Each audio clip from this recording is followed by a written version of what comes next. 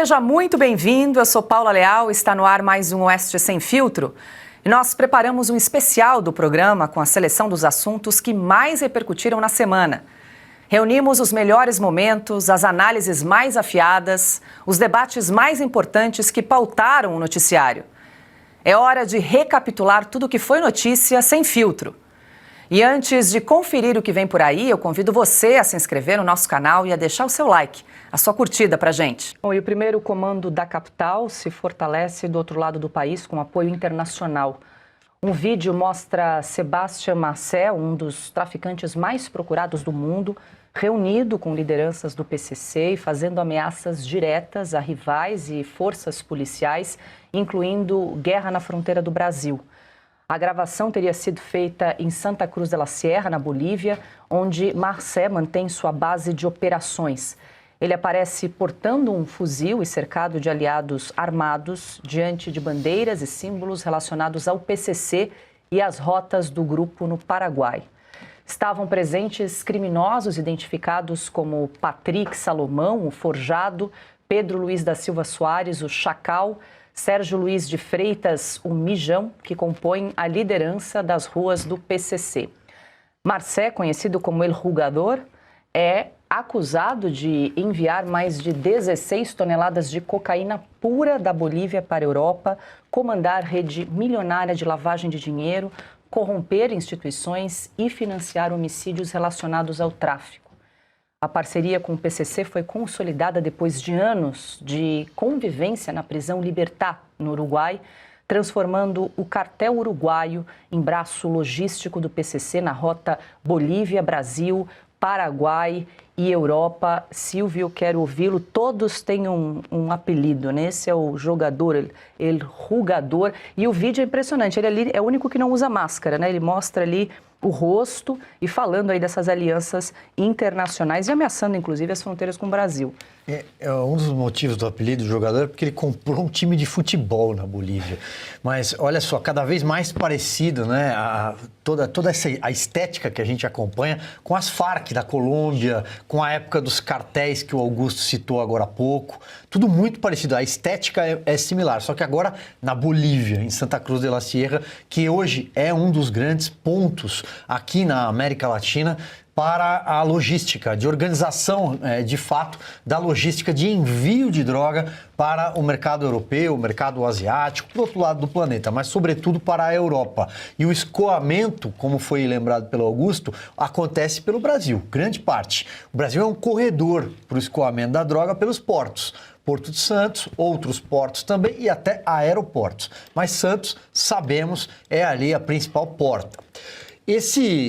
Essa mensagem, esse depoimento, declaração desse rapaz, ela é simbólica, porque mostra a expansão do PCC para fora das nossas fronteiras. E não é domínio territorial. Importante voltar nesse ponto que o Augusto tratava. O PCC é uma máquina de lavar dinheiro, é uma máquina que se obteve ramificações em várias partes. Postos de gasolina em São Paulo, no interior de São Paulo, atua com jogos de azar, atua com aluguel de armas para quem quer praticar. O bandido aluga armas do PCC para fazer assaltos a bancos, tráfico de armas pelo Paraguai e agora essa trinca, né, que você descreve, Paula. É a Bolívia, o Paraguai, o PCC já tem presença no Paraguai e agora uma presença muito forte na Bolívia. Ali naquela imagem estão emissões exatas do PCC, bandeira do PCC. É um recado para dizer, olha, nós estamos juntos aqui, estamos formando um bloco na América Latina. Por que os Estados Unidos, e aí fica a pergunta que é retórica, por que será que o governo americano linha dura de Donald Trump insiste em combater o narcotráfico na Venezuela, na Colômbia e as demais ramificações? Vai chegar no Brasil, vai chegar no Paraguai, vai chegar na Bolívia. Uma das respostas possíveis, na minha opinião, é isso. Porque isso é narco-estado. Isso já é um narco-estado. Isso já é a formação de narcoterroristas. Porque o Brasil, já que falávamos do Congresso Nacional, da inutilidade de uma CPI de senadores nessa hora, por que o Congresso Nacional, se quer trabalhar, não aprova um projeto para transformar as grandes facções criminosas, por exemplo, o Comando Vermelho do Rio e o PCC paulista, mas que já se espraiou para outros estados, em narcoterroristas, classificá-los como terroristas. E aí, desde o follow the money até a eliminação física desses bandidos. Isso só poderia acontecer por meio dessa classificação, porque aí torna-se um problema internacional. Pois é, Piotr, a gente acompanha ali no vídeo, né, a ousadia desse criminoso traficante, inclusive debochando, né, das forças ali em relação à localização. Hoje eu posso estar no Paraguai, amanhã na Bolívia, eu não ligo para ninguém e é melhor que seja meu amigo, porque se for inimigo a gente declara guerra, né? O deboche é só a forma, mas ele fez uma declaração de guerra. Eu concordo com vocês, isso é uma declaração de guerra. Ele está dizendo, eu posso fazer o que eu quiser, e ele diz certamente, ele cita, né, as referências ao PCC e, claro, ao Brasil. A questão, o Silvio mencionou há pouco, né? O Brasil não tem condições de combater isso porque, primeiro, não tem uma política nacional para combater o narcotráfico. Essa é a primeira questão. O governo brasileiro não sabe, não quer, não tem a intenção e, em alguns momentos, acha que até o narcotraficante é uma vítima da sociedade. Estou falando do governo Lula, não dos governadores de direita, não desses governadores. Estou falando do Rio de Janeiro, de São Paulo. A gente viu a operação contra o PCC aqui no Porto, aqui na região do Guarujá, na Baixada Santista, por parte do governo do Estado de São Paulo. Agora essa operação do Cláudio Castro no Rio de Janeiro. As demonstrações de combate ao crime vêm de governadores de direita. Em algum momento alguém vai falar assim, o Brasil está polarizado. Nessa questão do crime, a direita quer combater, a esquerda não quer. Porque quais são as ações do governo federal? Neste caso, se a gente vamos imaginar que isso vá adiante, que esse narcotraficante leve adiante essa questão de declarar guerra. Quais são as condições que o Brasil tem hoje? Está preparado para enfrentar essa situação? Não, em algum momento vai ter que ceder e pedir ajuda a quem faz isso já há muito tempo. E aí nós estamos falando das forças americanas, que já fizeram isso na Colômbia, estão fazendo agora em relação à Venezuela, porque hoje você não tem esse equipamento, você não tem essa inteligência.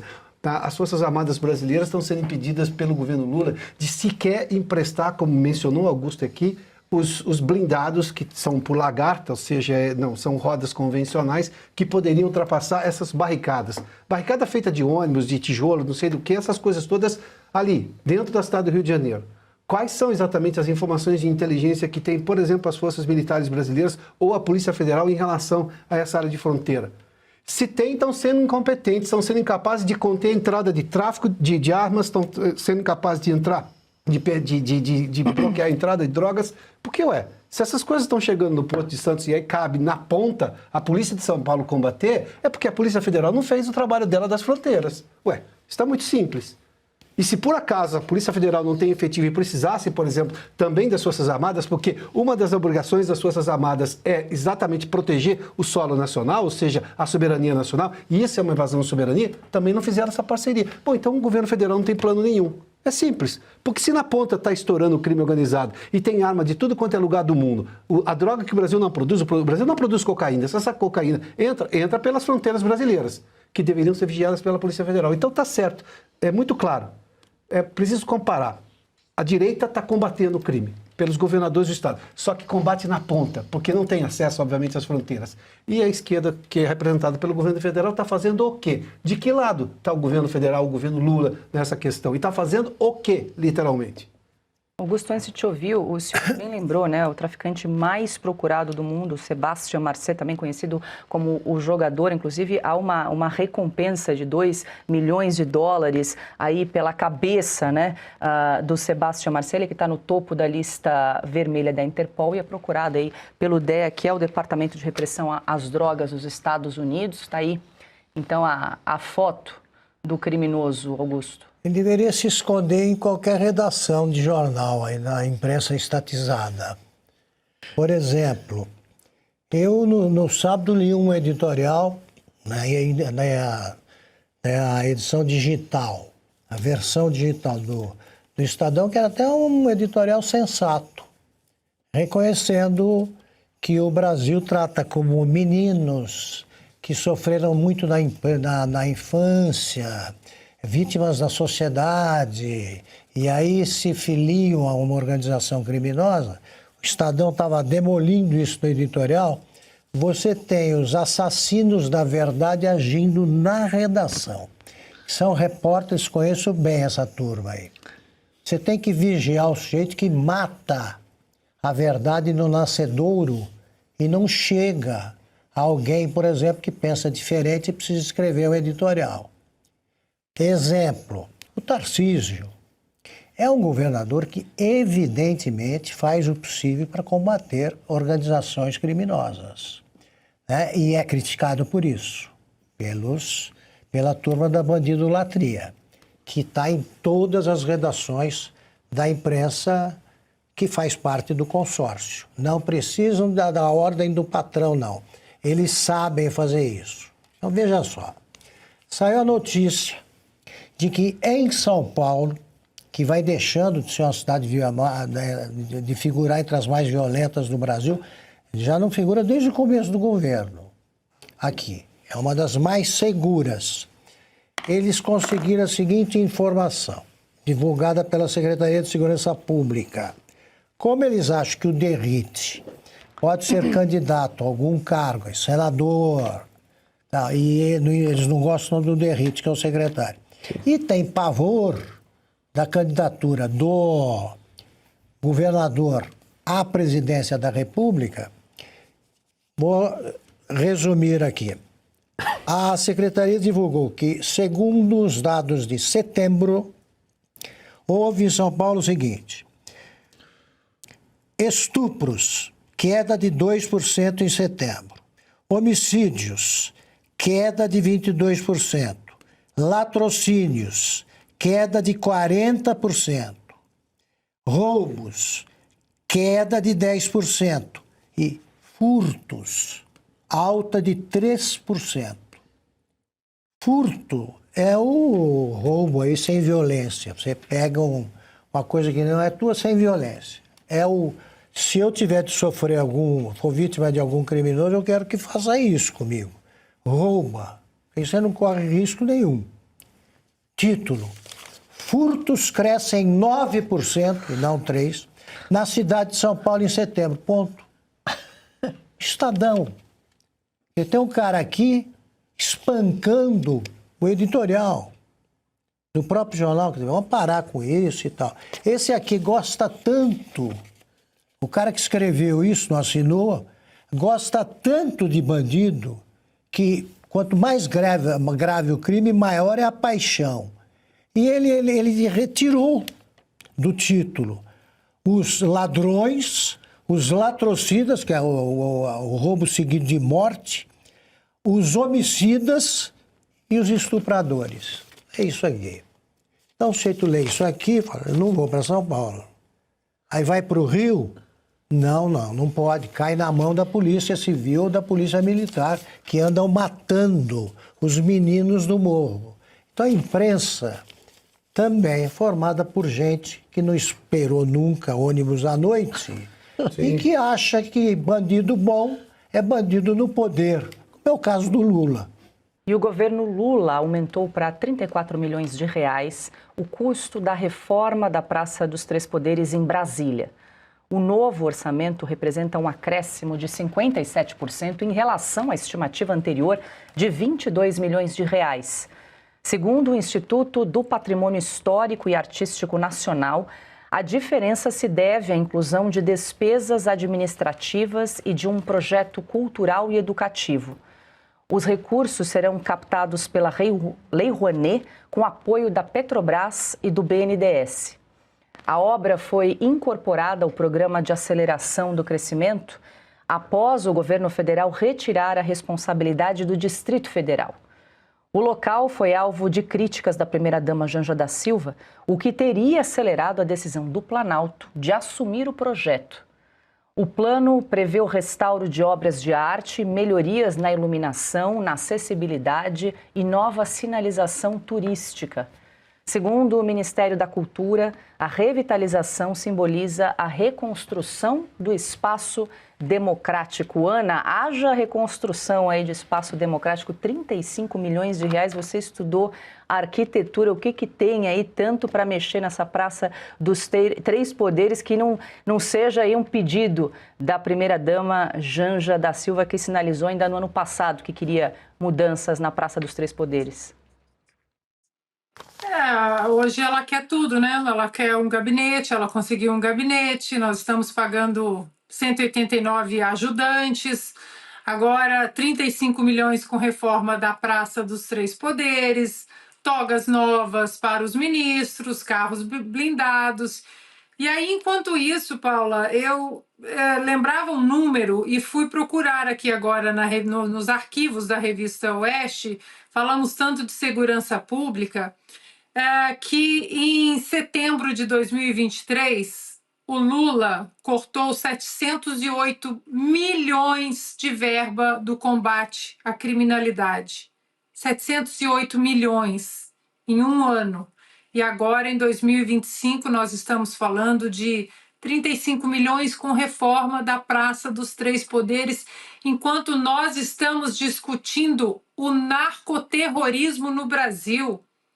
União de forças policiais, o milagre que as forças policiais do estado de São Paulo, do Rio de Janeiro, fizeram nessa operação, com o Exército não podendo emprestar blindados. Tá aí, fui buscar aqui no arquivo, 10 de setembro de 2023. Lula corta 708 milhões de reais de verba do combate à criminalidade. E aí, nós vamos lá agora gastar 35 milhões com reforma do quê, meu Deus do céu? Com reforma de nada. Enquanto isso, as comitivas gigantescas viajando, uma COP completamente inútil agora no Brasil. Inútil, mais dinheiro. Quantas coisas nós apresentamos aqui sem licitação para cá, sem licitação para lá. E aí o Congresso ali querem falar de CPI, de facções. Pelo amor de Deus, botem a mão na consciência. Olha isso, 708 milhões de corte e agora nós vamos gastar 35 com reforma, mais o gabinete da Janja, mais o voo da Janja, mais um avião novo para a Janja. É um tapa na cara por dia, por dia. O barco do Lula na COP30, que daqui a pouco a gente vai tratar mais do assunto, Piotr, e só no projeto executivo nós gastamos 744 mil reais. Esse projeto ainda abrange questão de acessibilidade, instalação de câmeras de segurança, para quê? Porque depois a gente, se precisar, não pode acessar, e também nova sinalização turística. Esse projeto de câmeras não vai ser o do Ministério da Justiça do Dino, né? Vamos mudar senão dá errado, não funciona, vai custar caro. Não vai servir para nada. Você veja que vai para o Ministério da Cultura, né? E aí a revitalização da Praça dos Três Poderes, que é da Margarete Menezes, que é amiga da Janja. Não sei qual delas falou da Faraona, achando que era... Foi a Janja. A Janja, Faraona. Faraona, para o meu avô, que veio da Itália, era o nome de galinha da Angola. Era só a forma como os italianos se referiam. Sei lá aonde vai. A questão é como a Ana já fez menção, qual é a importância disso? Nós estamos, neste momento, com um problema do crime organizado, facções criminosas, na verdade, terroristas, que deveriam já ter sido classificadas assim. O governo se nega a discutir o assunto com honestidade intelectual. Aliás, é difícil falar honestidade intelectual e relacionar ao governo do presidente Lula. Mas, enfim, com o mínimo de apreço pelo serviço público e o cuidado com as pessoas, acabamos de ver aqui uma declaração de guerra de um traficante na fronteira aqui com o Brasil. E aí o governo brasileiro está preocupado com revitalização da Praça dos Três Poderes. A mesma que daqui a pouco o ministro Alexandre de Moraes vai colocar um monte de aquelas cercas para que as pessoas não tenham acesso. Então, vamos lá, né? Vamos falar de coisas sérias. O Brasil tem urgência em coisas que sejam realmente importantes, não nisso. Bom, e ainda falando em gastança, o presidente Lula ampliou o orçamento da Secretaria de Comunicação da Presidência em mais de 116 milhões de reais. O valor total previsto para 2025 é de aproximadamente 876 milhões de reais, o maior destinado à pasta desde 2017. Enquanto a verba para publicidade governamental cresce, áreas como Polícia Federal e Ministério da Educação enfrentam restrições orçamentárias. A maior parte dos recursos será usada em campanhas publicitárias e contratos de pesquisas e assessoria, com foco em formatos digitais e ações em redes sociais. O governo também prepara um novo contrato de comunicação digital, estimado em 100 milhões de reais por ano, para a produção de vídeos, podcasts e conteúdos sobre programas federais. Segundo a SECOM, o aumento segue o lançamento de novas políticas públicas e visa garantir o acesso da população às informações sobre serviços e direitos. Silvio Navarro, resumindo aí, propaganda antecipada com dinheiro dos pagadores de impostos. É uma montanha de dinheiro na mão do Sidônio. Aliás, por falar em montanha, o antecessor dele, Paulo Pimenta, deve estar agora pensando, puxa vida, né? Se eu não tinha tanto dinheiro assim para gastar. É o governo que tem um ministro da propaganda, um marqueteiro, seu Sidônio. É difícil embalar um produto ruim, todos nós sabemos. Mas esse dinheiro vai ser despejado aonde? Nas redes sociais, como você descreveu, Paula, podcasts. Eles já estão fazendo campanha digital para 2026. Por quê? Ali cabe tudo. Afinal de contas, eles não vão parar em nenhum inquérito, eles não são investigados por desinformação. Aliás, só falam mentira. Falam mentira. O governo é um governo que, se existisse o governo da propaganda do Lula, eu não estaria aqui, por exemplo. Eu teria vergonha de sentar nessa cadeira, porque o Brasil seria uma maravilha. Mas o pagador de impostos, que está aí do outro lado da tela, sabe que o salário não chega até o fim do mês, que a comida está cada vez mais cara, o carrinho do supermercado volta cada vez mais vazio, menos sacolinhas para casa. As próprias pesquisas de institutos mostraram que o brasileiro está com a geladeira mais vazia, a conta de luz está mais cara, está difícil viver no Brasil. Vai comprar remédio, quem precisa de remédio, vai à farmácia para ver. Está cada vez mais caro. Mas não precisa, não tem problema, né? Esse é na propaganda tá tudo certo. O Sidônio tem aí, como disse, uma montanha de dinheiro para fazer pré-campanha e campanha no ano que vem. Educação, saúde, esquece. Isso aí não é prioridade desse governo. Os dois anteriores viraram casos de polícia, né? Não conto quem foi? O Duda. Também era um ministro lá. Não conto o Pimenta, porque esse é caso de polícia há muito tempo. Antes de passar para o Sidônio, que se cuide. João Santana também virou caso de polícia. Porque recebia no exterior, né, por meios ilícitos, o dinheiro que ele merecia, porque foi ele que descobriu que, se fosse eleito o Aécio, os banqueiros iam tirar a comida da mesa do pobre.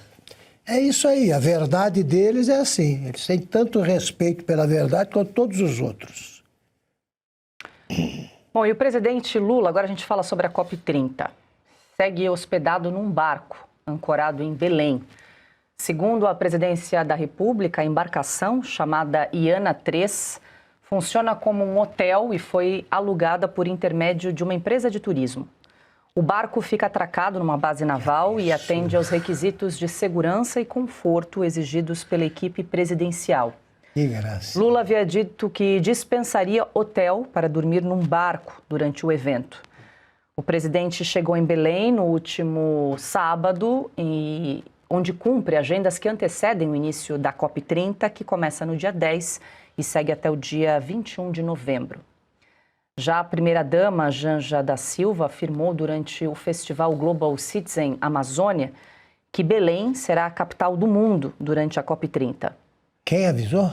Há 2 anos, em Paris, o presidente Lula disse que faríamos a maior COP de todos os tempos. Em Nova York, em 2023, aportamos o navio amazônico no Central Park. E hoje, aqui estamos, essa companhia extraordinária, nessa concentração de pessoas, sobretudo de vocês, jovens, que acreditam que um outro mundo é possível e necessário. Um mundo de paz, mais solidário, menos desigual, livre da pobreza, da fome e da crise climática. Um mundo com maior participação das mulheres e com igualdade de gênero. Sem mulher, não tem floresta em pé. Em poucos dias, Belém será a capital do mundo. Eu vou começar com a Ana, claro. Deixa eu só aproveitar, Ana, porque já tem imagens circulando aí nas redes sociais da primeira-dama Janja da Silva, embarcada aí no iate, enfim, esse barco chamado de Iana 3. Está aí, então, algumas imagens da primeira-dama, ali ao lado a ministra da Igualdade Racial, Aniele Franco. Ela está dançando? Está dançando, a gente não vai exibir a música aqui, mas segue aí o ritmo da primeira-dama em Belém do Pará. É a flotilha da Copa. Isso, da COP. Lembra da flotilha? Pois é, Greta, e só é a mesma uma... coisa. Que fim levou aquela flotilha? Essa é a versão Greta brasileira? Puxa É vida. gourmet, né? Gourmetizada Essa é da a flotilha. Mais gourmet. E só uma curiosidade, Ana e Piotto, Silvio Augusto, uma nota da SECOM esclarecendo que a Marinha, inclusive, ofertou um barco para o presidente da República, mas o barco da Marinha não teria atendido às especificidades necessárias para hospedar o presidente e sua entourage. Por isso, nós todos pagamos o aluguel. Eu não sei como ela não fez o marido comprar um barco para ela para chamar de Janja. Não dei ideia. Janja, olha lá. E o Bolsonaro ficava em hotel de trânsito nos quartéis. Para quem não sabe, hotel de trânsito é uma hospedagem ali, né? Alguns quartos que tem dentro, obviamente, do quartel, que tem, sim, dormitórios para os soldados e tem um lugar para receber outras pessoas. Chama-se hotel de trânsito. É muito simples, é um lugar... se tiver 3 estrelas, pode imaginar que está no melhor deles. E agora o Lula e a Janja querem ficar num barco desse de luxo. Impressionante. Diga, Ana, deu tempo aí para você se recompor das imagens? Ela está sempre Não dançando. deu, não. Vendo essa mulher dançando, sabe o que a gente fala lá no interior? Talvez lá no interior do Augusto também. Fala, olha, a gente colou muito chiclete na cruz para merecer isso. Não é possível essa primeira-dama dançando dessa maneira, as imagens correndo o mundo, porque é um evento internacional com outros países. Agora, eu queria entender o que significa sem mulher não tem floresta em pé. Eu preciso da ajuda de vocês. Sem mulher não tem floresta em pé. E eu acho engraçado que no mesmo discurso dela, ela fala de política de gênero. Ou seja, política de gênero todo mundo pode ser o que todo mundo quiser, mas aí tem o discurso para proteger as mulheres.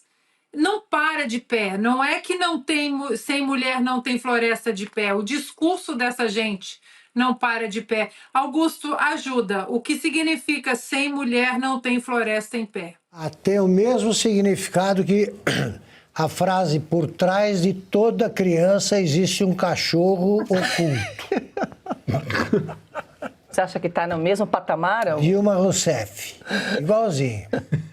O que será que é, né? Daquelas árvores da Amazônia, será que tem uma mulher escondida atrás? Segurando? Vê uma serra elétrica, elas atacam. Não dá para entender. Ou então passa homem ali, as árvores caem? Olha, eu nem vou comentar a aparência, tá? Tudo bem, porque não tem conserto algum. Agora, veja bem, a dança... Você aprende, dá para aprender, ter um pouco mais de graça. Sim. Sabe, é um horror ver a Janja dançando. É aquela alegria da nova rica, né? Da deslumbrada. E ela está toda hora dançando, e você com música ou sem música é a mesma coisa. Ela dança sempre a mesma dança. Qualquer que seja a música. Ela balança para cá, para lá, sai agora mexe a mão e tal. E o Lula, orgulhoso do desempenho da primeira-dama. É isso que também, isso aí, Ana, não só corresponde àquela frase, como também mostra o que é ressignificar o papel da primeira-dama. É verdade. Que e é aí, dela. às vezes a gente compara, por exemplo, com a Melania Trump, né? Uma elegância em pessoa, no comportamento, na vestimenta, no jeito. Mas a gente não precisa comparar a Melania Trump. É só comparar a Michelle Bolsonaro. Uma cena dessa, nós jamais veríamos a Michelle Bolsonaro cometendo esse tipo de embaraçamento, é uma coisa assim, é uma vergonha, parece que o navio está atracado ali numa ilha e estão passando férias. É vergonhoso isso. vergonhoso. Quem nasceu Janja jamais será Michele Bolsonaro.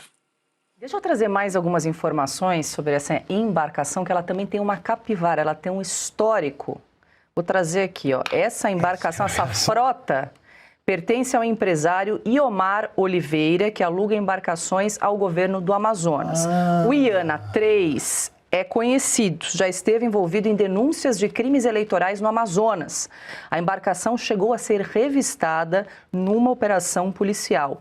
O iate Iana tem um histórico de serviços prestados a políticos amazonenses, sendo citado em diferentes episódios. Por exemplo, em 2021, a juíza eleitoral de Coari, Mônica Raposo, determinou uma inspeção neste navio que estamos aí observando aí da Janja, então usado pelo governo do Amazonas. Tá aqui. Tudo somado, Lula está em casa.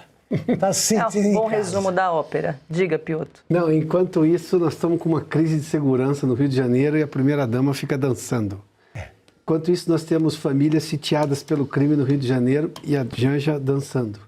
Enquanto isso, eu tenho as pessoas aumentando o endividamento das pessoas por causa da economia errática não, né? Desastrosa do governo do marido dela. E a Janja dançando. Ela não tem a menor sensibilidade da realidade brasileira. E o Lula ficou de costas, né? Parece que nessa o Lula também não quis sair na foto, mas não tem jeito, né? É um horror. É o Lula, não parece o Lula? Ele tá de chapéu? Parece, não parece? É o Lula de chapéu Panamá ali. Isso. Pô, a gente tentou... O papagaio, desculpa, de pirata ali, quem é? Aquela ministra? Aniele Franco. Aniele? A Aniele Franco, exatamente. Outra também, né, que usou o jatinho para ir ver jogo de futebol, jatinho da Farc. Olha, a gente tentou buscar aí o custo, né, de um aluguel de um barco desse tamanho, mas por enquanto os custos seguem, claro, sob sigilo. O Lula não disse que era para ficar olhando para o céu, deitado no chão, cheio de mosquito, quando ele fosse a COP? Ele não foi, né? A Janja não gostou. Foi isso, né? Foi. Ele até falou o nome do mosquito lá, amazônico, alguma coisa lá, de um pernilongo específico. Enfim. Agora sim, a gente traz detalhes sobre o novo ministro da Secretaria-Geral da Presidência. Durante a cerimônia de posse, Guilherme Boulos disse que o ministério pertence ao Movimento dos Trabalhadores Sem Teto, o MTST.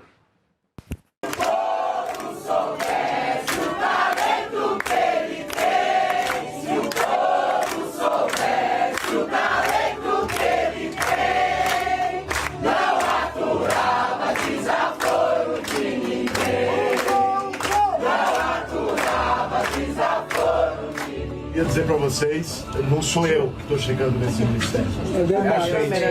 É verdade. O PST é minha escola, é minha família de luta. Tá, então, Silvia Navarro, ainda bem que você voltou hoje de férias para comentar esse episódio com Guilherme Boulos. E veja, né, a figura do Boulos é já muito conhecida no país, mas durante um tempo, pelo menos desde as últimas eleições municipais, o que a gente assistiu foi uma tentativa de maquiá-lo. Então, ele trocou a camiseta suada dos invasores de propriedades, né, o MTST, o sem teto, por um paletó, uma camisa, passou a usar um sapatênis, passou um gel no cabelo, fez a barba, para tentar ser prefeito de São Paulo. Não deu. Aí agora, ele aparece nesse vídeo, aliás, ele está cada vez mais parecido com o Lula, no jeito de falar, né? A diferença é que o Boulos ele tem mais de falar com a cabeça torta, mas o jeito é muito parecido. E ele diz, o MTST é a minha escola. Vejam, ele deixa claro que ele é um invasor de propriedade, que ele é um invasor de terras, que ele é o sem-teto. Exatamente isso. Ele falou com todas as letras. Então, não adianta, quando chega período eleitoral, tentar transformá-lo naquilo que ele não é. Ele é um representante do sem-teto, um invasor, e sempre será. Ganhou uma cadeira porque o Lula vai tentar colocá-lo ali para, segundo a esquerda prega, dar uma chacoalhada na militância, já pensando na eleição do ano que vem. E o Boulos é a figura natural, é o sucessor natural do Lula. Não à toa o PT quer filiá-lo, quer tirá-lo do PSOL. Não sabemos o que o xadrez eleitoral vai programar, porque ele teria de deixar o cargo caso fosse concorrer em abril do ano que vem, se descompatibilizar. Mas o fato é esse, ele fez uma confissão. Ele é um sem-teto, né? Ele é um representante desses sem-teto. Rico. A diferença é essa. Bom, o Tribunal de Justiça de Santa Catarina decidiu que o empresário Luciano Hang deve pagar R$33 mil ao presidente Lula por danos morais. Segundo o processo, aviões exibiram faixas com mensagens ofensivas a Lula no litoral catarinense durante os verões de 2019 e 2020. As frases diziam: Lula ladrão, seu lugar é na prisão, e Lula cachaceiro, devolve meu dinheiro. A Justiça entendeu que, embora figuras públicas estejam sujeitas a críticas, as mensagens extrapolaram o direito à liberdade de expressão e atingiram a honra do presidente. A decisão reverteu a sentença de primeira instância que havia negado o pedido de indenização. O empresário Luciano Hang ainda pode recorrer na Justiça, Augusto. Bom, a primeira frase é Lula... A primeira, a segunda é... Lula ladrão, meu lugar é na prisão, tá. E Lula cachaceiro, devolve meu dinheiro. Bom, a primeira frase eu subscrevo integralmente. Se o Lula quiser me processar, eu vou chamar, vou arrolar como testemunhas em meu favor os juízes da primeira, segunda e terceira instâncias que concordam com isso, que o condenaram à prisão por causa disso. Eu só não posso encampar a segunda integralmente porque ele não me deve dinheiro nenhum. Agora, cachaceiro, quem é que não sabe que o Lula é cachaceiro? Ele se incomoda com isso, quis expulsar o correspondente do New York Times no primeiro ano de governo dele. Porque ele continua dizendo, é mentiroso, que ele parou de beber quando o Brasil perdeu para a seleção da Holanda na Copa de não sei que ano, nos anos 80 ainda, ele disse que parou de beber. Quem quiser, acredite. Pensou se a moda pega e começam a passar as frases da Dilma também, Augusto? Nos aviões também, nos aviãozinhos? Os aviãozinhos são boas as frases. Alegra qualquer praia. Diga, Silvio, se você quer complementar. Eu quero só fazer uma ponderação em relação à fala do Boulos, para que ela não fique imprecisa. E a gente sabe o que é que acontece hoje no Brasil. Quando eu falei Boulos rico, mais rico do que a massa de manobra dele, afinal de contas, oficialmente, ele declara que ele tem só parte de um terreno no Campo Limpo e um Celta 2009. E outra coisa, né? Se todo mundo está lá, é do movimento do Sem Teto, e eles são donos daquele ministério, deveriam ter ocupado a sala e ficado Pode morar lá, né? Claro. E quem pagou a passagem? Pronto. O presidente Lula sancionou a mudança simbólica da capital federal para Belém durante a COP30. A transferência, aprovada pelo Congresso, vai valer entre os dias 11 e 21 de novembro. Nesse período, todos os atos e decisões oficiais do presidente, ministros e demais autoridades serão registrados como ocorridos em Belém. A conferência vai reunir representantes de 159 países e organizações da sociedade civil para discutir políticas contra as mudanças climáticas. O evento deve receber mais de 60 mil participantes e será o maior já realizado pela ONU no Brasil desde a Rio 92. Há uma semana do início da conferência, 28 delegações ainda não têm hospedagem definida. O governo federal mantém uma força-tarefa para negociar reduções nos preços de hotéis e imóveis após o aumento de valores registrado nos últimos meses.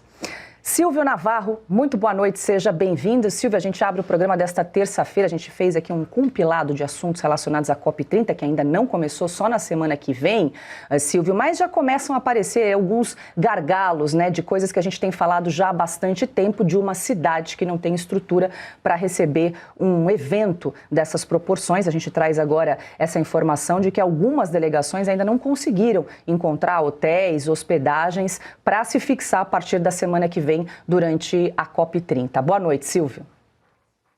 Boa noite, Paula, Ana, Piotr, Augusto, meu irmão. Boa noite, você que nos acompanha. Já é um show de hipocrisia essa COP do clima. Aliás, será que o brasileiro quer discutir hoje, na data de hoje, o clima ou a segurança pública? Será que o brasileiro quer ver a Janja dançando a bordo do barco presidencial que virou gabinete do presidente da República, ela com a dancinha ao lado da Aniele Franco, ou o brasileiro está preocupado com os rumos da bandidagem, do crime organizado, das facções que se espraiaram? Aliás, falaremos hoje também sobre a declaração de Lula uma semana depois.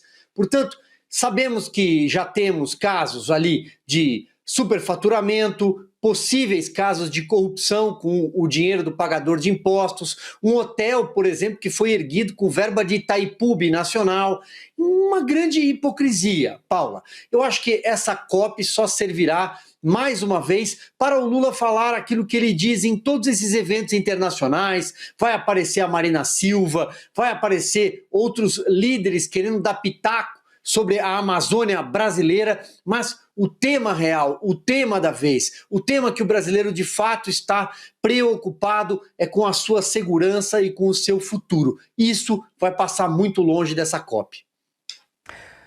Bom, e um estudo da Transparência Internacional já aponta a falta de transparência nos gastos públicos destinados à COP30. Segundo a organização, o governo federal, o Pará e a Prefeitura de Belém não divulgaram informações completas sobre licenciamentos, contratos e obras, que somam 2 bilhões e 800 milhões de reais. O relatório destaca que a ausência de dados prejudica a fiscalização da imprensa e da sociedade, embora reconheça avanços na divulgação de alguns projetos. Entre as principais obras financiadas estão o Parque Linear Doca, orçado em 365 milhões de reais, e a ampliação da Rua da Marinha, de 248 milhões de reais. Segundo o governo do Pará, 98% das obras estão concluídas, com investimento total estimado em 5 bilhões de reais. Adalberto Piotr, muito boa noite e seja bem-vindo. Fato é que a gente ainda não tem todos os números dessa COP30, muita coisa ainda vai surgir, mas os gargalos já estão aparecendo aí para esse evento que começa na semana que vem e teremos então a capital oficial do Brasil como Belém do Pará a partir de semana que vem. Piotr, boa noite. Boa noite, Paula, Augusto, boa noite, Ana, Silvio, a todos que nos acompanham. Agora já podemos dizer oficialmente que a capital do Brasil, na gestão Lula, tem apenas 19,9% de coleta de esgoto. É o caso da cidade de Belém. Só 2,4% dos esgotos são tratados. Vamos falar de clima numa cidade que não sequer atende o básico para a sua população. O Brasil deveria aprender a primeiro cuidar bem dos brasileiros para depois tentar impressionar estrangeiros, gringos, seja lá o que for. Essa COP jamais poderia acontecer numa cidade que trata mal as próprias pessoas que moram nessa cidade. Aliás, a Amazônia inteira, a Amazônia que hoje tem problemas claríssimos com relação à violência, com o controle, por exemplo, de parte da Amazônia por grupos organizados criminosos, ou seja, esses grupos que vão, em algum momento, serem declarados terroristas, grupos terroristas dessas facções criminosas que comandam parte da Amazônia, a outra parte vai para as ONGs que também, convenhamos, não tem nenhum interesse real em proteger a floresta. Jamais a Amazônia deveria receber isso sem antes cuidar dos principais problemas que a Amazônia tem. O principal deles, cuidar das pessoas que moram na Amazônia. Estou me referindo aos ribeirinhos, sobretudo. Essa gente que não tem atenção de nada. E agora a gente tem mais um problema adicionado à questão amazônica. Falta de transparência em gasto público para fazer essa conferência do clima.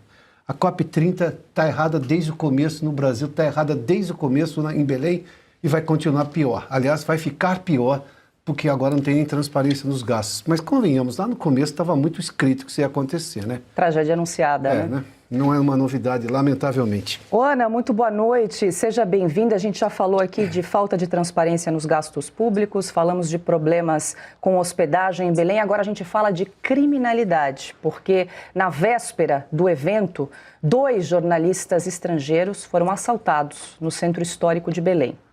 Segundo a Polícia Civil, os profissionais, uma argentina e um chileno, foram abordados por 2 homens armados com facas próximo à Estação das Docas. Um dos criminosos foi preso depois de tentar fugir pelo rio e o outro segue foragido. O governo do Pará informou que a segurança foi reforçada na região metropolitana de Belém, com mais de 19 mil agentes envolvidos no esquema especial de proteção durante a conferência. Vale lembrar, né, Ana, que o presidente Lula decretou a GLO, né, Garantia da Lei e da Ordem, em Belém durante o evento. Muito boa noite. Boa noite, Paula, Piotto, Silvio, meu querido mestre Augusto. Boa noite à nossa audiência. Paula, é uma agenda que, hoje, essa agenda do clima é uma agenda que, primeiro, não está de acordo com a realidade do brasileiro, principalmente depois dessa semana, no Rio de Janeiro. O brasileiro está preocupado com a segurança pública, está preocupado com a educação, está preocupado com outros fatores que estão muito acima na lista de prioridades do cidadão do que o clima. E agora nós temos, além disso tudo, além da segurança pública exposta, ou a mega operação exposta no Rio de Janeiro, o combate ao narcoterrorismo, a vontade dos brasileiros de ter o mínimo de segurança pública, agora essa falta de segurança chegou também na COP30. E é uma agenda, Paula, que eu acho que é uma agenda que já está perdendo força, enquanto o Brasil, enquanto Lula continua com esse canto da sereia, do clima, isso e aquilo, a Janja dançando, fala do clima e está dançando num barco, num iate, né? É uma agenda que não está com tanta força, pelo menos aqui nos Estados Unidos. E como a gente fala sempre, de que as coisas às vezes demoram 1 ano, 2 anos para chegar no Brasil, tomara que isso chegue aí também, porque essa semana, por exemplo, imagine, uma das vozes mais eloquentes em relação às mudanças climáticas, ao perigo existencial, Bill Gates declarou essa semana, abro aspas para ele, chega de apocalipse. As mudanças climáticas não vão acabar com a humanidade, nem com a civilização. Vamos viver e prosperar na Terra por um tempão. E aí ele disse que essa visão de fim de mundo, esse pânico exagerado que dominou o debate, que isso já está fora de moda porque não é o que as estatísticas estão dizendo, o que os cientistas estão dizendo. Portanto, mais uma teoria da conspiração que acabou derrubando, não digo nem batendo a porta, mas derrubando a porta desses ecoterroristas, desses chatos que usam, na verdade, essa pauta para tudo isso que a gente está vendo, inclusive na COP30. Desvio de dinheiro público, vitrine política e nada além disso. Ninguém na COP30 está preocupado de verdade com o clima. A grande hipocrisia. Augusto Nunes, boa noite, seja bem-vindo. Boa noite, Paula, nossa chefe, Piotto, meu amigo, Silvio, meu irmão, Ana, minha parceira querida, boa noite a você que nos acompanha. O que adianta transformar Belém em capital do Brasil? Por quanto tempo, Paula? Durante a COP ali, né? Durante a do dia COP. 10. Poderia levar o ministério para lá, que é aumentar o índice de criminalidade de Belém. Leva todo mundo. O que fica fazendo em Brasília o Alckmin, por exemplo? Vê a inutilidade que ele é. Então tem o Lula lá, no barco, se divertindo, e o Alckmin sem fazer nada, é em Brasília ou São Paulo, tanto faz. Como a gente se previu, isso aí vai ser mais uma usina de escândalos. Daqui a pouco, daqui a 2 meses, estaremos falando sobre a roubalheira anunciada. Já nós prevíamos, não precisa ser profeta para isso. No começo do ano a gente falava, fazer em Belém é uma bobagem, eles não vão conseguir aumentar a capacidade hoteleira. Não conseguiram. Estão pagando fortunas aí por aluguéis de casas e o Lula está no seu iate. Eles não têm coragem, né, Lula, Janja e comitiva, de mostrar o que há naquele barco. É que é um iate, tamanho família, alguma coisa desse tipo, porque não é um barco Olha lá, Augusto, esse é o gabinete presidencial, não é isso? A partir da semana que vem? É isso. Não é isso? Pois é isso aí. É isso, esse é o clima. Dançando, feliz. Que horror. Tá tudo bem. E a insegurança já começou a se manifestar, né? A vida real. Sim. É uma cidade, a capital deve ser a capital com menor índice de gente atendida por uma rede de esgoto do mundo. É um índice africano. Ali é uma coisa lamentável. A capacidade hoteleira, quer dizer, eles abriram uma linha de financiamento, linha de crédito, com o nosso dinheiro, claro, porque o pessoal que tem hotéis aumentasse a capacidade ou construísse outro. Esse dinheiro, depois a gente vai fazer o balanço e ver para que lado foi.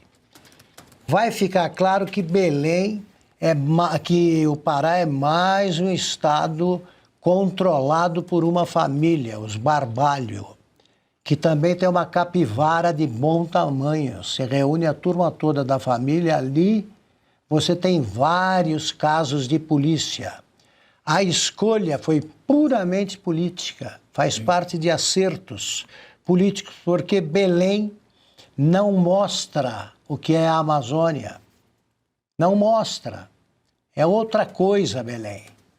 Belém tem um ótimo sorvete de todo tipo. Agora, isso aí não justifica a escolha da cidade para sediar essa COP, que vai repetir as fantasias desmoralizadas pelo Leandro Narlock no seu último livro, Guia Politicamente Incorreto do Meio Ambiente, coisa dessa.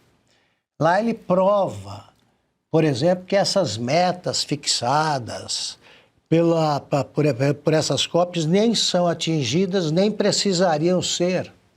Ele desmonta um monte de mitos e está lá justamente para conversar com o pessoal, para interpelar os difusores de fake news sobre meio ambiente pessoalmente.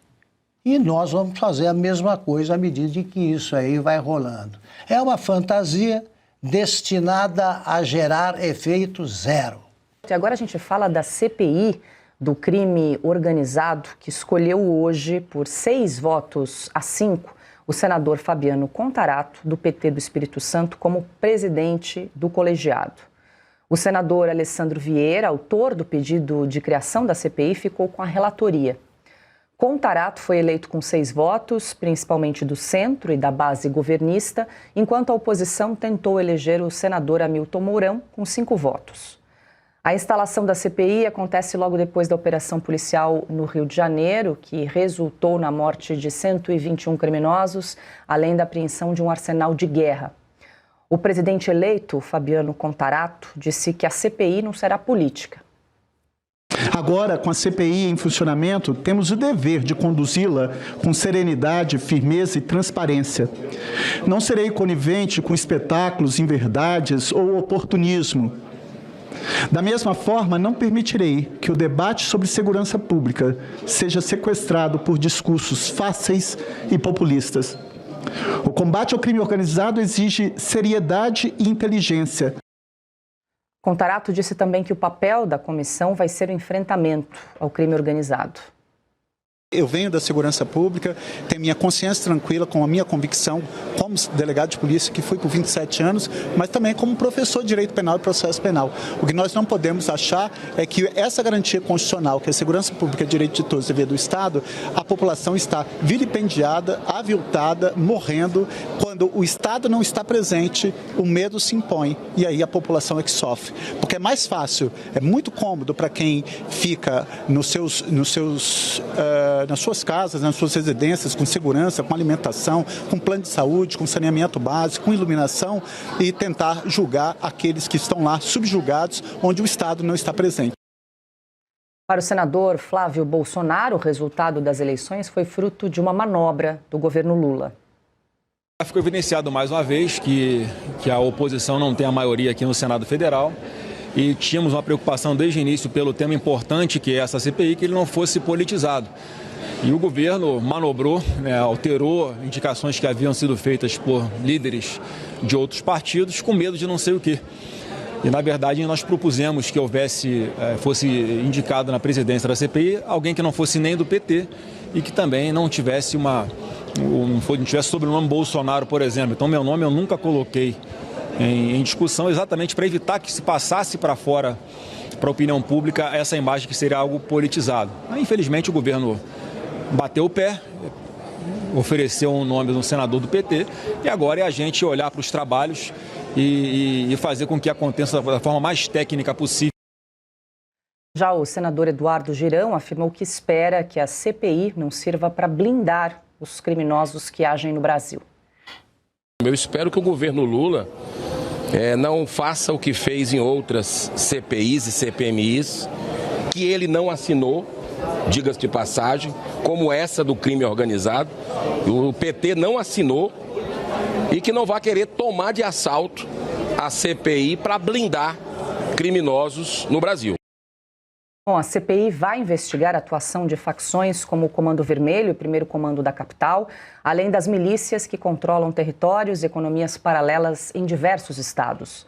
Os senadores também vão analisar o crescimento desses grupos criminosos nos últimos anos, as fontes de financiamento e a suspeita de infiltração no poder público. Silvio, a gente começa com você. Ontem falamos dessa CPI, acho que todos aqui na bancada foram contra, a instalação, mas fato é que agora foi instalada no Senado, não é CPMI, então só de senadores essa CPI para investigar o crime organizado. Eu quero te ouvir, nós temos aí na relatoria e na presidência 2 senadores que já foram delegados de Polícia Civil, tanto Fabiano Contarato do PT quanto o Alessandro Vieira, que foi o autor do requerimento. Mas fato é que a presidência ficou com o senador do PT. O que a gente pode esperar a partir de agora, Silvio? Essa CPI não vai investigar absolutamente nada, porque ela não foi criada para investigar facções criminosas. Aliás, ela jamais conseguiria investigar facções criminosas. O Congresso Nacional já teve comissões parlamentares de inquérito destinadas a investigar contrabando, narcotráfico, mas pouco avançaram. Essa daí vai ser mais uma. Isso é puro teatro eleitoral. O senhor Fabiano Contarato precisa achar uma boia de salvação eleitoral para o ano que vem. O mandato dele está acabando. E pela fala dele, a gente vê que poderia estar ali diante de um microfone com as mesmas palavras qualquer professor de universidade federal, especialista com cabelo colorido do Rio de Janeiro, da USP e por aí vai. Aliás, se dependesse dele, seria um show de depoimentos de gente com óculos e cabelo colorido dizendo que o bandido, o criminoso, como o senhor Lula da Silva disse, naquela matança, é vítima da sociedade. Eles vão convocar o Oruan. É isso que eles vão fazer? O MC do Pose, sei lá o quê, esse bando de bandido do Comando Vermelho ligado ao crime, ligado ao narcotráfico, que transformou o Rio de Janeiro num narcoestado, eles vão fazer isso? É evidente que não. O Alessandro Vieira, que também é de carreira da polícia, ele é uma espécie de Ruth e Raquel dentro do Senado, Mr. Hyde e Dr. Jekyll, o médico e o monstro. Ninguém sabe de que lado ele está. Ele já passou, foi eleito pela Rede de Sustentabilidade, foi pro PSDB, Cidadania, agora está no MDB, tentou ser governador de Sergipe e não conseguiu, e também está em final de mandato. Esse pessoal está buscando palanque.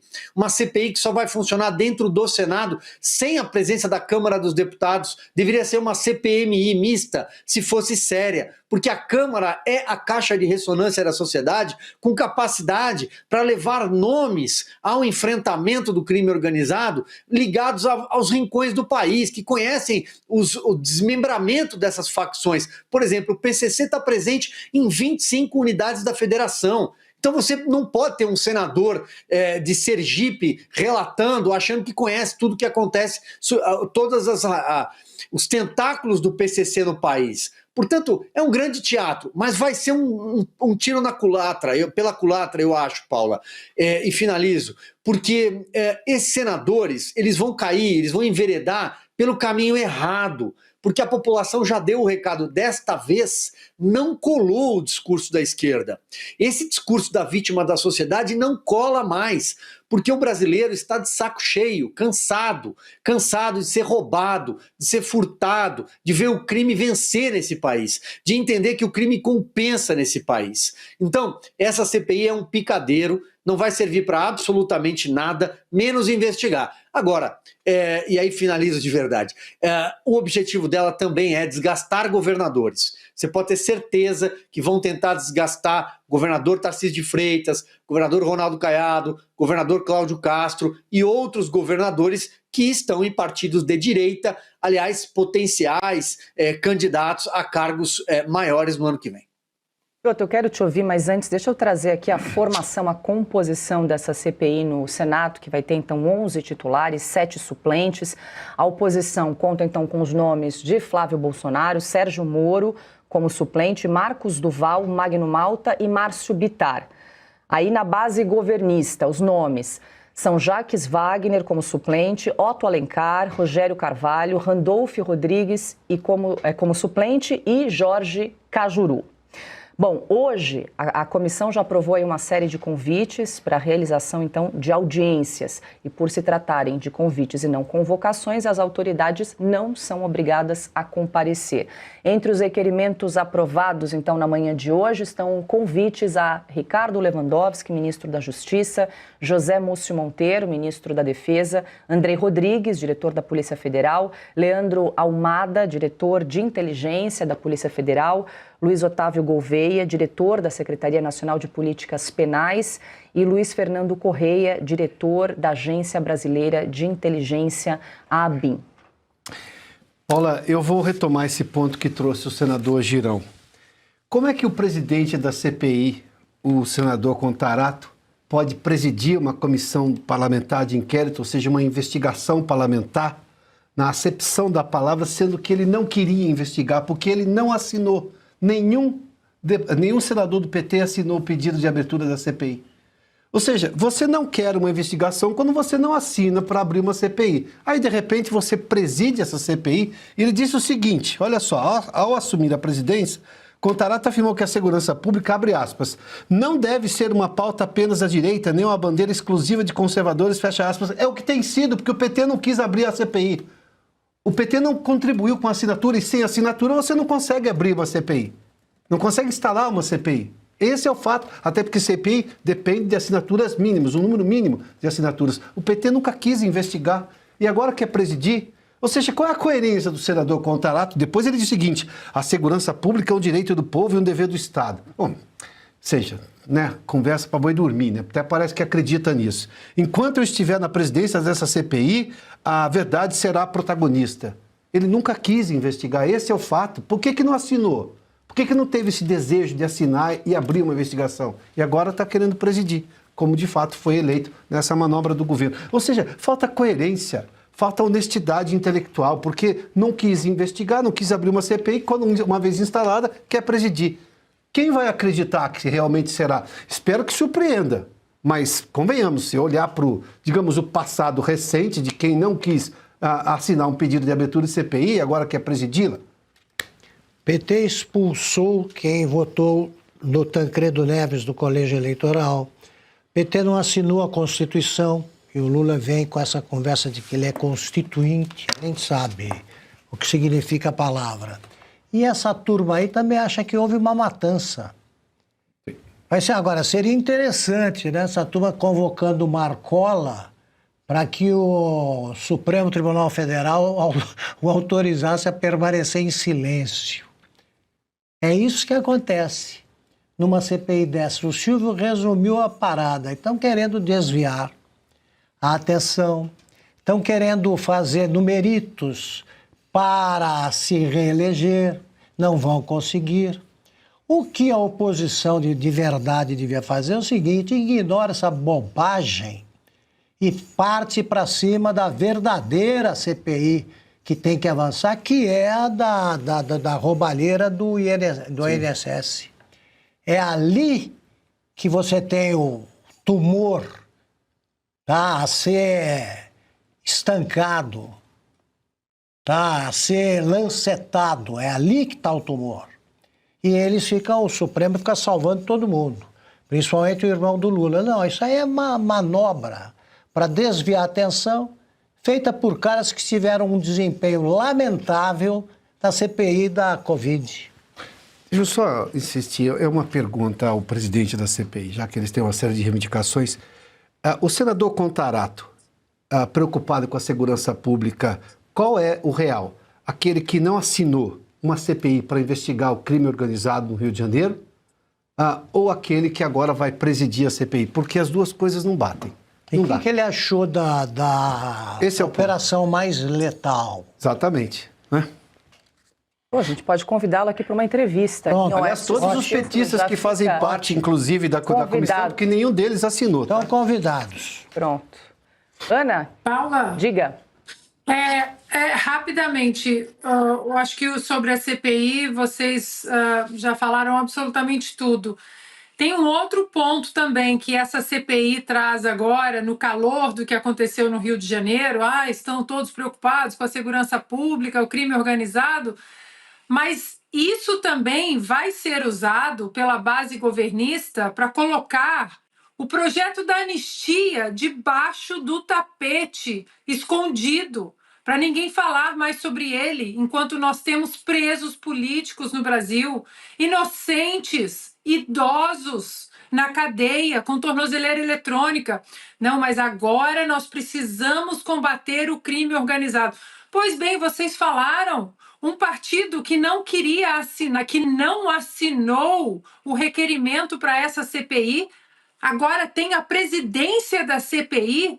Isso vai ser usado para tentar abafar completamente o debate que nós precisamos seguir sobre o projeto da anistia que foi prometido pelo deputado presidente da Câmara, Hugo Mota, que foi acordado. Eles tentaram passar pelo projeto da dosimetria, a sociedade fez uma pressão, eles sentiram a pressão da sociedade, mas eu acho que tem também esse lado de usar essa CPI para continuar abafando o projeto da anistia, que é importantíssimo para o Brasil.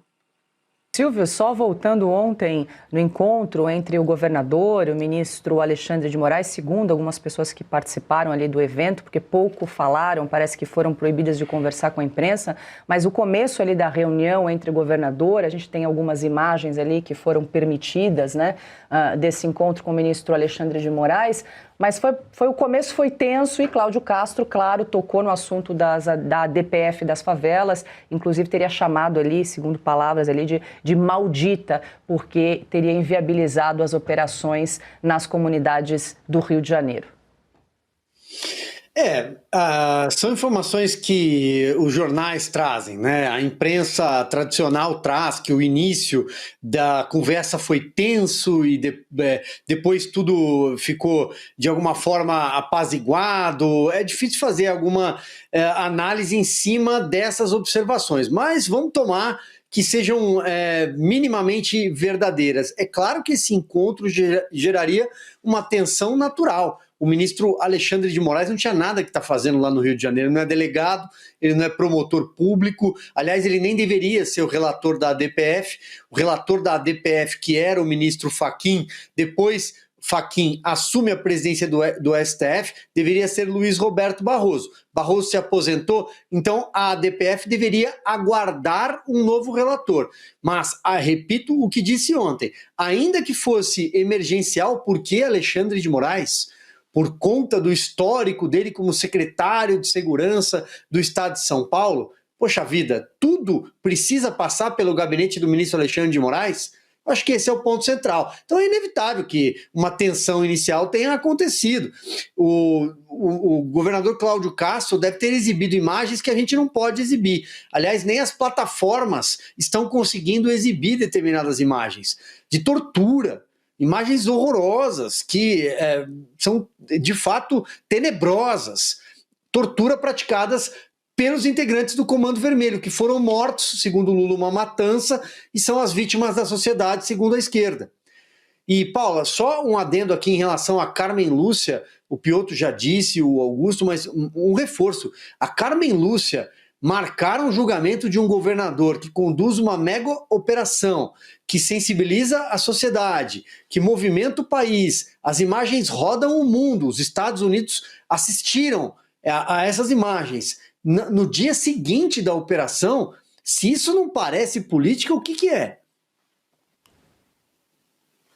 Bom, agora a gente muda de assunto para contar que o ministro do Supremo Tribunal Federal, Gilmar Mendes, realiza nesta semana a primeira edição do congresso conhecido como Gilmarpalooza em Buenos Aires. O evento, tradicionalmente feito em Lisboa, vai reunir autoridades do judiciário, ministros do governo, empresários e parlamentares entre os dias 5 e 7 de novembro. Entre os participantes estão Alexandre de Moraes, Hugo Mota, Rodrigo Pacheco, os ministros Alexandre Silveira e Carlos Fávaro, além de presidentes de bancos como o do Bradesco e BTG Pactual. O evento será realizado na Faculdade de Direito de Buenos Aires e vai tratar de temas como democracia, governança, sustentabilidade e transformação digital. Gilmar Mendes disse que decidiu levar o fórum para a América do Sul depois de perceber um déficit de diálogo na região. Talvez ele esteja se antecipando, né, Augusto? Por isso que transferiu o Gilmarpalooza aqui para o país vizinho. Não tem nenhum Batista nessa reunião? Tem, né?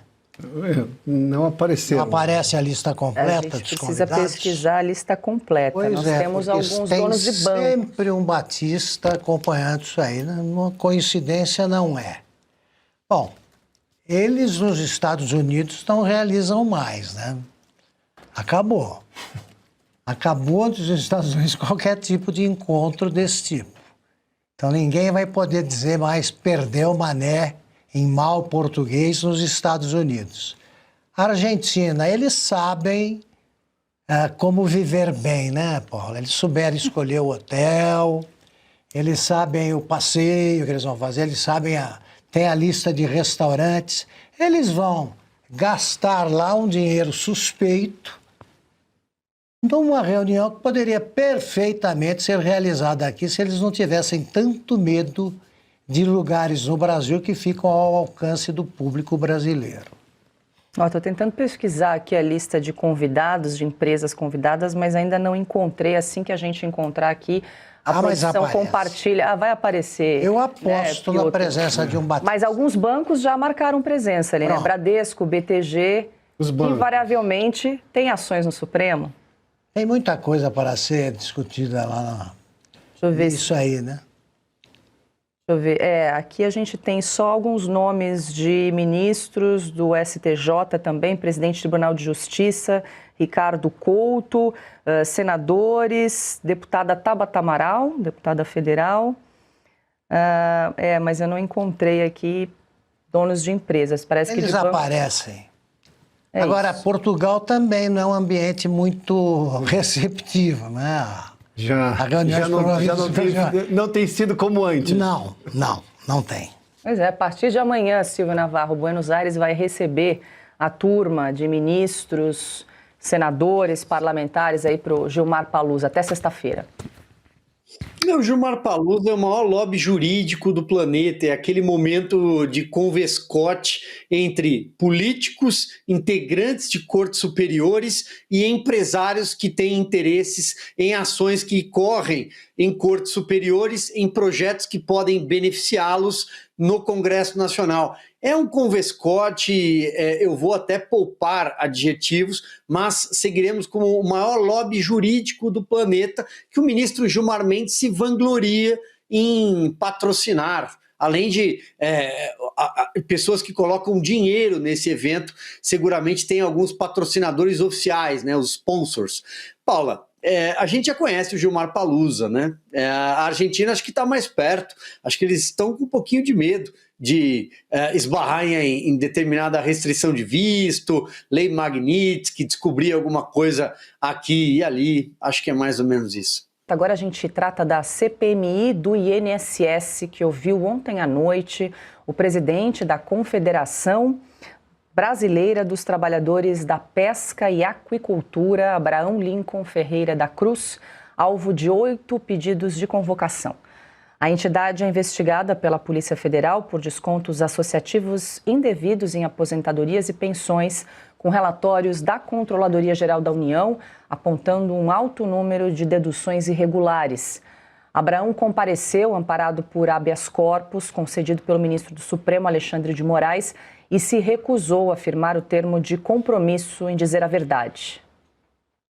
Com todo respeito ao trabalho desta comissão, mas a defesa técnica entende que o depoente ele é, na verdade, investigado. Inclusive, ele consta com essa qualidade nos processos que estão em tramitação perante o Poder Judiciário, a Justiça Federal de Brasília. Então, diante dessa circunstância, nós orientamos o depoente a não firmar termo de compromisso. Os relatórios de inteligência do COAF apontam que Abraão teria desviado mais de 221 milhões de reais entre fevereiro de 2023 e março de 2025, usando acordos de cooperação com o INSS para autorizar descontos irregulares em benefícios. Questionado pelo relator, Alfredo Gaspar, a testemunha debochou. Não tenho como falar agora sobre toda a movimentação bancária da CBPA, porque eu não tenho um computador na cabeça. Então, se o senhor quiser, depois eu mando inclusive as cópias que o senhor desejar da documentação. A resposta irritou o relator, que insistiu na pergunta sobre as movimentações suspeitas. Eu vi que o senhor está com um nível de esquecimento um pouco exagerado e eu não quero puxar tanto. Eu gostaria de saber o que é que demandava a maior despesa mensal da CBPA. O senhor, como presidente, evidentemente, competente como é, tem conhecimento. Qual é a maior despesa mensal da CBPA? Senhor, permaneça em silêncio. Bom, mesmo ocupando o cargo de presidente da Confederação, Abraão não soube explicar como funcionam as despesas e também os pagamentos realizados pela empresa. A nota fiscal chegava, a gente pagava, né? E pronto, a gente não... Bom, depois de se recusar a responder vários questionamentos e entrar em contradições, a testemunha recebeu voz de prisão do presidente da CPMI, o senador Carlos Viana. Determina a prisão em flagrante do senhor Abraão Lincoln Ferreira da Cruz pelo crime próprio de falso testemunho que trata o inciso 2 do artigo 4º da Lei 1579 de 1952. Em nome dos aposentados, quase 240 mil que a CBPA enganou, o senhor Abraão Lincoln Ferreira da Cruz, o senhor está preso. Determino que a Secretaria de Polícia adotem as providências com relação à determinação de prisão dessa presidência. Bom, e Carlos Viana seguiu dizendo que o depoente omite informações à CPMI do INSS. Está muito claro que o depoente de hoje sabe, participou e está omitindo informações à CPMI. E não são as informações que podem incriminá-lo como está no habeas corpus. São informações básicas, como relação, por exemplo, de auditorias, número de devoluções, que são questões públicas, agendas e outros pontos que foram questionados. Bom, Silvia, a gente traz aqui uma retrospectiva da sessão da CPMI do INSS de ontem. Vale lembrar que o Abraão Lincoln ficou algumas horas preso na Polícia Legislativa, pagou uma fiança de R$5 mil e foi solto. Ele, que tinha um habeas corpus ali concedido pelo ministro do Supremo, e ficou em silêncio boa parte do tempo.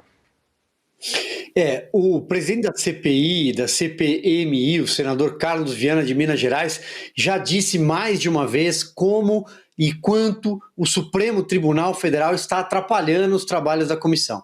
Essa foi uma comissão formatada para investigar, ao contrário daquela outra CPI formada só por senadores que falamos na abertura do programa em relação às facções e ao crime organizado. Essa não. Essa é uma comissão que tem na figura do roteirista, na figura do relator Alfredo Gaspar, um promotor público, alguém que tem uma linha muito séria, conduz a investigação com quebras de sigilo, só convoca para depor alguém que, quando ele já tem base para fazer todas as perguntas, tem números, tem documentos, e aí o cidadão chega lá, como esse que acabamos de acompanhar, mas não foi o único, senta na bancada da CPI, ao lado de um advogado, diz: eu não vou assinar um termo dizendo, me comprometendo a falar a verdade. Como é que alguém vai a uma comissão, numa investigação tão séria, que deveria ser a investigação de primeira hora, de frente do Brasil, porque assaltaram aposentados, essas entidades roubaram aposentados, e diz: eu não vou me comprometer a falar a verdade. Portanto, o Supremo está atrapalhando, porque o cidadão chega lá com um habeas corpus preventivo. Ele acontece muitas vezes o mandado, né, a declaração de prisão, ali a ordem de prisão é o termo correto, por parte do presidente da CPMI, mas evidentemente a gente sabe que ele não será encarcerado na sequência. Resta aguardar o que o Supremo, na figura aí sim do André Mendonça, fará, porque é ele quem conduz a investigação, o inquérito. Mas os outros ministros estão simplesmente tentando atrapalhar o trabalho da comissão. Diga, Augusto. Eu tenho de repetir isso aí, né? Piotto, você é acusado de coisas gravíssimas e tal, aí te dão a chance de cadeia nacional aí. Você esclarecer a situação e dizer que você não fez aquilo, não. Então, você perderia essa chance. De forma alguma. Meu Deus do céu, se tu vai ao Supremo e pede para ficar quieto, é porque se ele abrir a boca, ele vai preso direto. Esses são presos formalmente, mas imediatamente estão na rua, porque é só a formalidade que o presidente da CPI cumpre. O Supremo está autorizando bandidos juramentados a ali ficar em silêncio, brincar, não sou computador. Então, outro dia a Hoffman negou assim, não, se recusou a responder a pergunta se era parente da outra Hoffman. E parente, quer dizer, nem esse tipo de pergunta você responde, imagine o que você não cometeu de pecado, né, de maracutaia. Podia prender todo mundo e mandar direto para a cadeia. Não, ficam presos os do 8 de janeiro. Pois é, Piotto, e chama a atenção a movimentação, né, dos valores 220 milhões. Nesse caso, ele não sabia explicar como é que funcionavam os pagamentos da empresa, não lembrava bem. E como é que alguém se recusa a assinar um termo para dizer a verdade? Quer dizer que tudo que ele disser, por acaso, é mentira. Então, mentira. Vamos lá, você pode permanecer calado, porque a lei brasileira garante que você não precisa produzir prova contra si mesmo. Então, se você achar que alguma pergunta ali pode causar algum problema, você diz: eu não vou permanecer calado. Obviamente que a acusação também vai levar isso para um outro termo. Agora, não vai assinar o termo, é o juramento de dizer a verdade. Você só pode dizer a verdade numa situação como essa. Isso é uma CPI, é uma comissão parlamentar de inquérito, é uma prerrogativa que o Congresso Nacional tem. Isso deve acontecer e isso tem que produzir efeitos.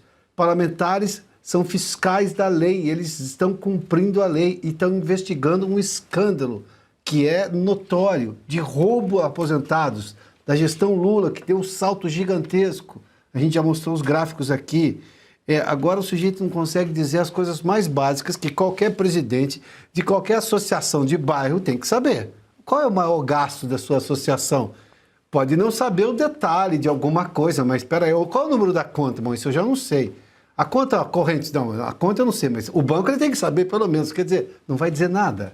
Óbvio que daí veio o resultado. Essa é a CPI que interessa. Essa é a CPI que parte da imprensa não quer, isso aí, não quer noticiar. nada. Olha só, deixa eu voltar com a Ana, porque tem uma informação que acaba de chegar para a gente. O governo dos Estados Unidos enviou uma carta ao secretário de Segurança Pública do Rio de Janeiro, Vitor dos Santos, se colocando à disposição para qualquer apoio necessário no combate ao tráfico de drogas. No comunicado, o governo de Donald Trump enalteceu a atuação das forças de segurança do Rio e lamentou a morte de 4 policiais depois da mega operação contra o Comando Vermelho. O documento, redigido em Washington e obtido pelo portal Metrópolis, é assinado por James Sparks, do setor de repressão às drogas do Departamento de Justiça dos Estados Unidos. E a mensagem diz o seguinte, abre aspas, é com profundo pesar que expressamos nossas mais sinceras condolências pela trágica perda dos 4 policiais que tombaram no cumprimento do dever durante a recente operação Contenção no Complexo do Alemão. Sabemos que a missão de proteger a sociedade exige coragem, dedicação e sacrifício e reconhecemos o valor e a honra desses profissionais que deram suas vidas em defesa da segurança pública. Neste momento de luto, reiteramos nosso respeito e admiração pelo trabalho incansável das forças de segurança do Estado e nos colocamos à disposição para qualquer apoio que se faça necessário.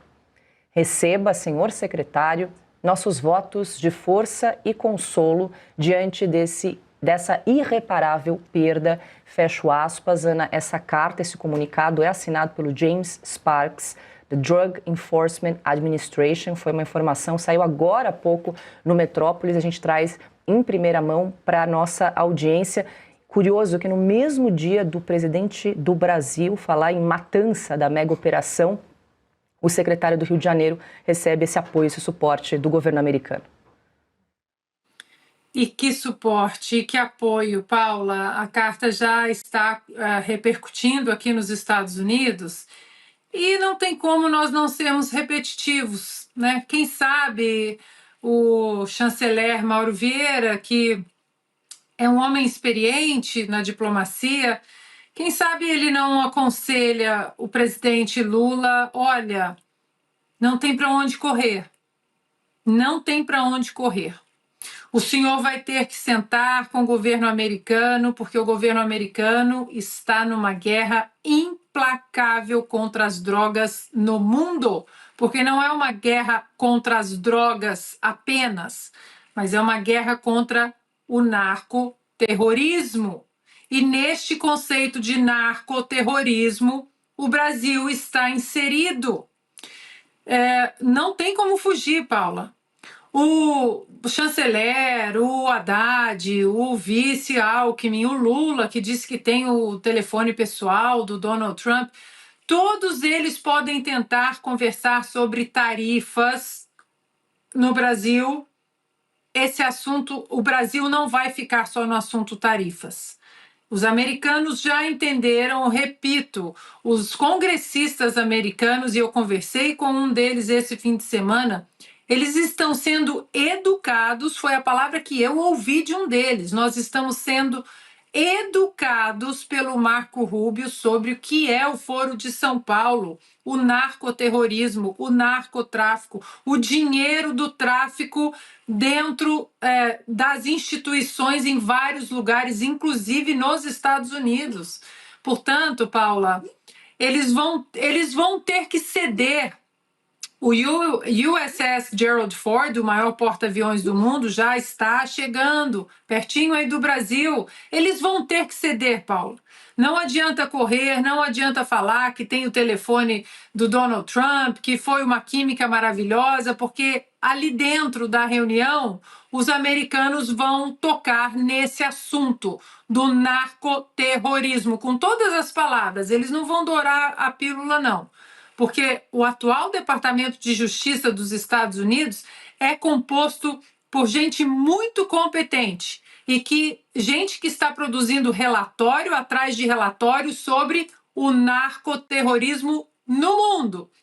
Portanto, eu acho que o chanceler Mauro Vieira tem muito mais experiência do que eu no campo diplomático. Mas aqui, como uma cidadã americana morando, vivendo aqui, e vendo Donald Trump há mais de 15 anos, se conselho fosse bom, a gente não dava, a gente vendia, como a gente fala em Minas. Mas o conselho é, vocês vão ter que tocar nesse assunto na próxima reunião com Donald Trump, ou com Marco Rubio, ou com o Departamento de Justiça. Não vai ter como fugir. Ana, falando em tocar no assunto, era o próximo assunto aqui, tema do Sem Filtro, mas a gente já está com o nosso tempo chegando ao fim, mas rapidamente, eleições municipais em Nova York, como é que está a situação por aí, Ana? Rapidamente. Tensa, situação tensa, porque nos últimos 3, 4 dias o Andrew Cuomo conseguiu recuperar um território, mas até agora a gente não sabe das urnas que foram abertas ainda, mas há risco. Nova York corre o risco, sim, Paula, de ter não um prefeito socialista, mas uma mistura de um prefeito comunista com um muçulmano radical, ou seja, é inacreditável que os nova-iorquinos cairão nesse canto da sereia tão perigoso, que foi colocado de uma maneira muito inteligente, eu diria, por esse cavalo de Troia que é o Mondame. E essa edição especial de Oeste Sem Filtro fica por aqui. Lembre-se de fazer a sua inscrição no canal da Revista Oeste, de ativar as notificações e deixar o seu like. Muito obrigada pela sua companhia e até a próxima.